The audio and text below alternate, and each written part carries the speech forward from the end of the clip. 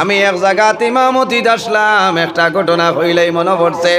আল্লাহর এক বান্দা আসলো, রাস্তার এন্ডের দ্বারো বইয়া গল্প খতরা, হঠাৎ দেখা যায় আকাশের মধ্যে ফ্লাইট আপনার চলিয়া যার।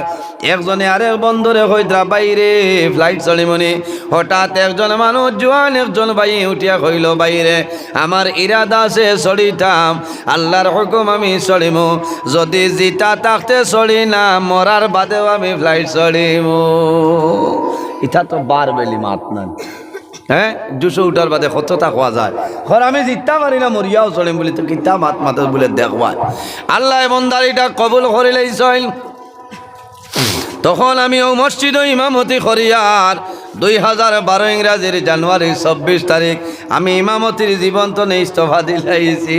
খামাইলা ইমামতি আরেক নাম হইল রেজালতি, বুঝবাইছি বাবাই, ইমামতির আরেক নাম রেজালতি।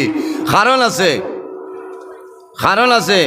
ইমাম সাহেবের গেছে হইজা খুঁজিব দেওনাতে এই মুল্লাওয়ালা নাই বদলিলেই তো ইটা কত মুসিবত ভাই, ওটা আমার শিকাইতাই। আর ইমামের বেতন কত? 4,000 আর 4,500 মাত্র না। ইমাম সাহেবের বেতন কত? কিবার ধরো 5,000 হল না। ইটা আলিম অখলর লগে জুলুমি খরাওর, এর কারণে আমার বাবা হল আমার বিনম্র অনুরোধ হইল, ই জমিন আলিম অখলর ইজ্জত দেও, আলিম অখলরে সম্মান দেও। আল্লাহর হাবিবে ফরমায়, আকরিমুল উলামা আফা ইন্নাহুম ওয়ারাসাতুল আম্বিয়া। আমার উম্মত হলরে তোমরা জমিন আলিম অখলরে মায়া করিও, ইজ্জত করিও, সম্মান করিও। আকরিমুল উলামা আফা ইন্নাহুম ওয়ারাসাতুল আম্বিয়া। এরা হইলা নবী অখলর ইলমের উত্তর সুরে কওনা সুবহানাল্লাহ, জোরে কও সুবহানাল্লাহ। আলিম অখলরে কিলা ইজ্জত দিতাম, 3,000 বেতন দিয়ানি, এখানে কম হইলেও 10,000 বেতন হইতো। কও না ইনশাআল্লাহ, জোরে কও না ইনশাআল্লাহ। ডরার হয় যে মোল্লা দাওয়াত দিয়ে আর বিপদ পড়লাম, আইয়াও দেখি খালি মোল্লাইন তোর ওয়াজ করে। না না, আলিম অখলরে বেতন বাড়াই দিতায়, মায়া করতায়। বিয়ানি আপনি বাড়িত বিরইন দি চাহ খেচরায়, আর ইমাম সাবরে করায় মুড়ি লইয়া আইবা 10 টাকার, হুক না মুড়ি খাবাইয়া যদি গলাত লাগে তে খেস উঠাইত। হুক না মুড়ি থাকে, তুমি দেও না নুটি চয়েস দিয়া বিস্কুট দি চা দেও। কথা হইল বেটাগিরি, কথা হইল বাদশাহী, কথা হইল খেদমতগার। ও তুমি খাইতাই নুটি চয়েস বিস্কুট দিয়া 75 টাকা দামর দিয়া দুধর চা খেছিতাই। আর মোল্লা বেটারে না, তাই নরিতা বলাইতা লাল চা দিলাও মুড়ি দিয়া। ইচ্ছা কি? হ্যাঁ, কোরআন শরীফ আল্লাহ কইছেন, লান তানালুল বিররা হাত্তা তুনফিকু মিম্মা তুহিব্বুন। ও জিনিস আমি আল্লাহর রাস্তায় খয়রাত করো যেটা তোমার দিল তো আরো বেশি মায়ার। কও না সুবহানাল্লাহ। তোখারি সদকা দিতাই, ফকির বেটি আইসন উড়ি দেও না, বেশি উড়াও কিনা আমার তা হোক নাতিয়ে খাইব, হগুন দিলাও বানাইলে ইচ্ছা না, ইচ্ছা না দেওতে বেশি উড়াও কিন দিতাই, হগুন খেছিতাই।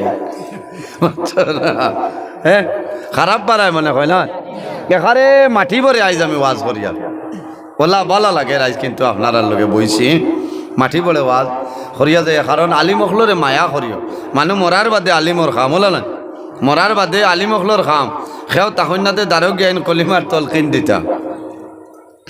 এর কারণে আমার বুজুর্গণ মানুষের জমিন যে আশা করে, আল্লাহ বন্দার আশারে পুরা করাইয়া দেন, আল্লাহ ঘুরাই দেন না। নিয়তর উপরে সারা দারমাদার, ইন্নামাল আমালু বিন্নিয়ত, মানুষের নিয়তর উপরে সব আমলের দারমাদার। আল্লাহর বন্দা কইল, ভাই আনলে জোয়ান হল, আমি শুনছি আল্লাহর বন্দা কইল, ও যে ফ্লাইট যার, আমি যদি জীবিত পারি না, মরার বাদেও আমি জমিন ফ্লাইট চড়িম। কিন্তু কয়েকদিন পরে দেখা যায় আল্লাহর বন্দা বেঙ্গলুরুর জমিনও গেছে রে, ট্রেনে গেল। কয়েকদিন পরে বন্দা মারা গেছে, এখন বাড়িতেই তো কিলা আমরার MLA আসলা কৃপানাথ মালা মহাশয়, এখন আপনার আর আমরা সারার MP যাই না সন কৃপানাথ মালা মহাশয়।